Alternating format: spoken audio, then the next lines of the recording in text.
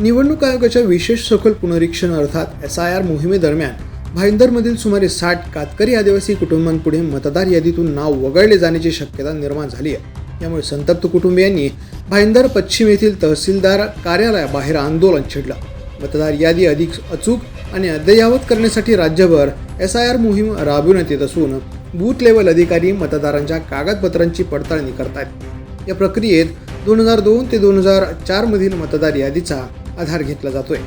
मात्र भाईंदर पश्चिमेतील फादरी तलाव परिसरात वास्तव्यास असलेल्या सुमारे 60 कातकरी आदिवासी कुटुंबांकडे 2002 पूर्वीच्या मतदार नोंदी उपलब्ध नसल्यानं त्यांचे गणना प्रपत्र स्वीकारले जात नसल्याचा आरोप आंदोलकांनी केला आहे। विशेष म्हणजे 2004 मध्ये शासनाकडून या कुटुंबांची नोंदणी झाल्यानंतर त्यांना आदिवासी दाखले, रेशन कार्ड, मतदार ओळखपत्र आणि इतर शासकीय कागदपत्रे मिळाली होती।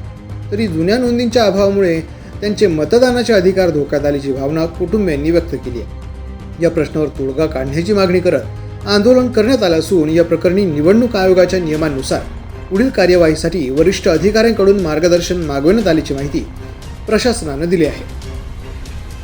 तर पोलीस न्यूजसाठी अशरफ खान, मीरा भाईंदर।